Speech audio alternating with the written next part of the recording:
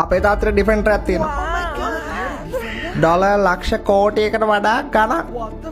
කෝටියකටත් වඩා ගණන්. තාන්නර නංගිට පහයි. ඒකේ තියෙනවා ජීප් එකේ තියෙන ඕන හැම ඔප්ෂන් එකම. වෙනේ උන්ගේ තාත්තලාට වාහන තියනවද? අනේ ඇත්තමයි උන්ට කොහෙද ඩිෆෙන්ඩර්? උන්ට තියෙන්නේ 3 wheel. උදාහරණයකට 3 wheel එකක් ගමුකෝ. 3 wheel එකේ තියෙන්නේ වාහන මෝටරයක්ම තමයි. අපේ අප්පොච්චට තියෙන්නේ ලෑන්ඩ් මාස්ටර් එකක්. තෙල් ගහන්න ඕනේ නෑනේ. V8 එකක් තියෙන්නේ. නෑ. මලදී අපේ තාත්තා ගාව තිබුණේ Kia Sorento එකක්. අපි අප්පට හොන්ඩ ජුලෝල එකක් තිබ්බලු.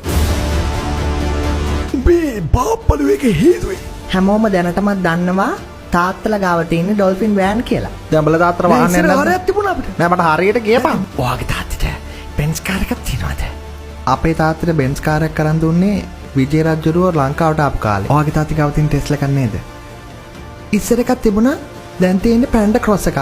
ඔයාගේ තාත්තා මොනවද? මං කියන්නේ මරට ගන්න තියෙන තාත්තා. කොහොමද කියන්නේ? මං දැකලා තියෙනවනේ මරට. මං දන්නේ. තාත්තිය ලොන් යනවා දැකලා තියෙනවා මම. මං දන්නේම නෑ. බරු කියන්න එපා. මං කියන්නෙම නෑ. බොරුමයි කියන්නේ.